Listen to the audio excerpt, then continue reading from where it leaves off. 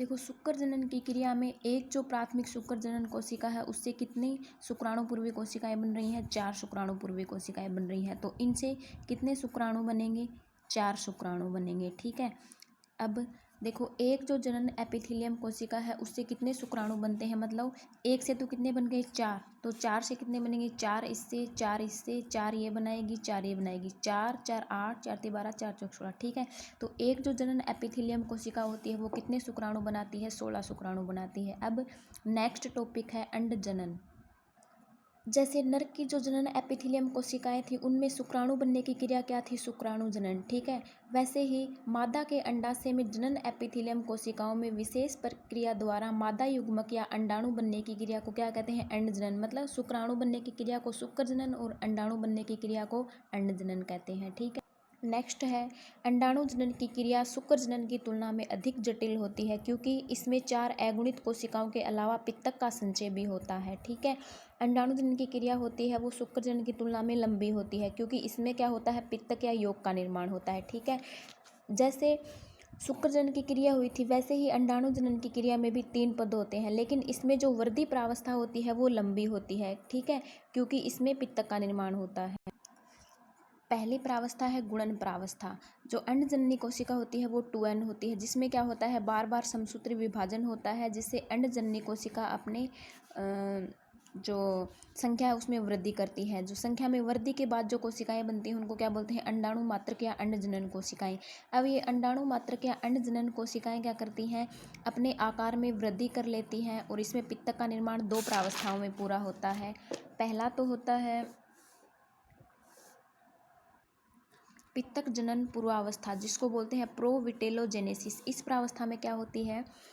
अंडजननी कोशिकाओं में जीव द्रव्य गाढ़ा हो जाता है तथा आनुवांशिक पदार्थ आरएनए की मात्रा बढ़ जाती है। प्रोटीन संश्लेषण होने से कोशिका में प्रोटीन की मात्रा बढ़ जाती है। इस प्रावस्था में केंद्रक व कोशिका द्रव्य के आयतन में वृद्धि होती है। मतलब जो वृद्धि प्रावस्थाएं होती है उसमें 2 प्रावस्थाएं होती हैं, पित्तक जनन पूर्वावस्था और पित्तक जनन प्रावस्था। पित्तक जनन पूर्वावस्था को इंग्लिश में बोलते हैं प्रोविटेलोजेनेसिस और पित्तक जनन प्रावस्था को बोलते हैं विटेलोजेनेसिस। तो पित्तक जनन पूर्वावस्था में क्या होता है? जीव द्रव्य गाढ़ा हो जाता है, आरएनए की मात्रा बढ़ जाती है और जो कोशिका होती है उसके आयतन और केंद्रक के जो आयतन होता है उसमें दोनों में वृद्धि हो जाती है। नेक्स्ट है पित्तक जनन प्रावस्था। आवश्यक पोषक पदार्थों के संश्लेषण के पश्चात पीले रंग का गाढ़ा द्रव्य बनता है जिसे पित्तक कहते हैं। मतलब प्रोटीन के संश्लेषण के बाद क्या होता है? एक पीले रंग का गाढ़ा द्रव्य बनता है जिसे क्या कहते हैं? पित्तक कहते हैं। पहली थी गुणन प्रावस्था, दूसरी है वृद्धि प्रावस्था। वृद्धि प्रावस्था में किसका निर्माण हो गया? पित्तक का निर्माण हो गया और कोशिका ने क्या कर लिया? अपने आकार और आयतन में वृद्धि कर ली। ठीक है। नेक्स्ट है योग के निर्माण और आकार में वृद्धि करने के बाद इस कोशिका को क्या बोलेंगे? प्राथमिक अंडजननी कोशिका। ठीक है। नेक्स्ट है परिपक्वन प्रावस्था। परिपक्वन प्रावस्था में क्या होता है? जो प्राथमिक अंडजननी कोशिका होती है उसमें क्या होता है? अर्धसूत्री विभाजन होता है जिससे 2 असमान कोशिकाएं बनती हैं।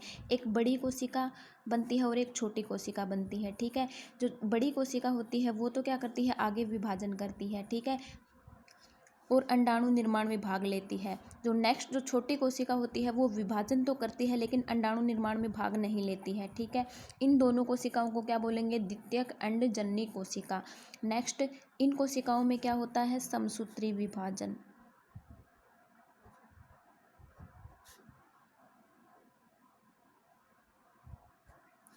इन कोशिकाओं में समसूत्री विभाजन के बाद इस कोशिका जो बड़ी कोशिका है उसमें समसूत्री विभाजन के बाद 2 कोशिकाएं बनती हैं, एक तो अंडाणु कोशिका और एक ध्रुवीय कोशिका। अंडाणु कोशिका आगे अंडाणु का निर्माण कर लेती है और ध्रुवीय कोशिका इसमें द्वितीय जो ये छोटी कोशिका इसमें भी विभाजन के बाद क्या बनता है? ध्रुवीय कोशिका। तो ये तीनों ध्रुवीय कोशिकाएं होगी, ये अंडाणु या अंड कोशिका हो गई। ठीक है। तो ध्रुवीय कोशिकाएं हैं वो कुछ समय के लिए ही रहती हैं। ठीक है। बाद में नष्ट हो जाती हैं और ये अंडाणु निर्माण में भाग भी नहीं लेती हैं। जो बड़ी कोशिका होती है सक्रिय होती है वो क्या करती है? अंडाणु का निर्माण करती है। जैसे शुक्र जनन में प्राथमिक शुक्र जनन, एक जो प्राथमिक शुक्र जनन कोशिका है उससे कितने शुक्राणुओं का निर्माण हुआ? 4 शुक्राणु। लेकिन अंडजनन में प्राथमिक जो अंडजननी कोशिका है उससे केवल कितने अंडाणुओं का निर्माण होगा? केवल 1 अंडाणु का निर्माण होगा। ठीक है। तो उसमें तो कितने मतलब एक जो शुक्रजननी कोशिका थी उससे 16 शुक्राणुओं का निर्माण हुआ था। ठीक है। लेकिन यहाँ पे एक जो अंडजननी कोशिका है उससे केवल 4 अंडाणुओं का निर्माण होगा। ठीक है। एक ये करेगी, एक ये, एक ये, एक ये। ठीक है। 4 अंडाणुओं का निर्माण। अंड जनन की थ्योरी देखो, पहली है गुणन प्रावस्था। अंड जनन कोशिकाएं बार बार समसूत्री विभाजन कर संख्या में दोगुनी हो जाती हैं, अतः इस प्रावस्था में कोशिका की संख्या में वृद्धि होती है, इसलिए इसे गुणन प्रावस्था कहते हैं। ठीक है, यही शुक्र जनन में था, यही अंड जनन में है। डायग्राम में मैंने समझा भी दिया था। नेक्स्ट है वृद्धि प्रावस्था। अंड जनन की वृद्धि प्रावस्था लंबी व जटिल होती है, क्योंकि इसमें किसका निर्माण होता है? पित्तक का निर्माण होता है। ठीक है, प्राथमिक अंडजन्य कोशिकाओं में पित्तक निर्माण निम्न प्रकार से होता है, क्योंकि इसमें दो प्रावस्थाएं पाई जाती हैं, पित्तक जनन प्रावस्था, पित्तक जनन प्रावस्था। इसको विटेलोजेनेसिस, इसको विटेलोजेनेसिस। पित्तक जनन प्रावस्था में क्या होता है?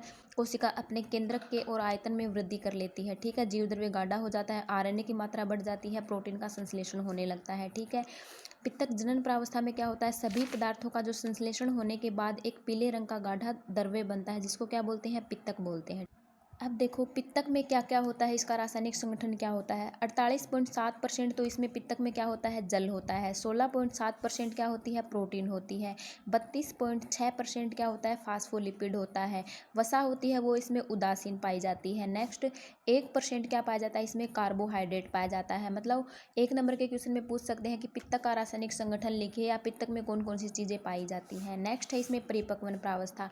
परिपक्वन प्रावस्था को जैसे शुक्र जनन में 2 भागों में बांटा था ना, वैसे ही अंड जनन में भी इसको 2 भागों में बांटा जाएगा। पहला है प्राथमिक परिपक्वन विभाजन प्रावस्था और द्वितीयक परिपक्वन विभाजन प्रावस्था।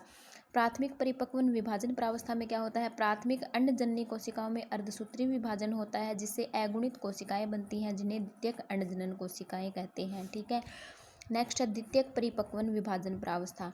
द्वितीयक अंडजन्य कोशिकाओं में समसूत्री या अर्धसूत्री विभाजन सेकंड होता है, जिससे एक बड़ी अंड कोशिका तथा 3 छोटी ध्रुवीय कोशिकाएं बनती हैं। ध्रुवीय कोशिकाओं को इंग्लिश में क्या बोलते हैं? पोलर बॉडी या पोलर काय। ठीक है, अतः एक अंडजनन कोशिका से अंड जनन की प्रक्रिया में एक अंडाणु बनता है। मैंने बताया था ना कि ये तीनों ध्रुवीय कोशिकाएं होती हैं, ये अंडाणु के निर्माण में भाग नहीं लेती है, केवल एक जो सक्रिय कोशिका होती है वही अंडाणु निर्माण में भाग लेती है।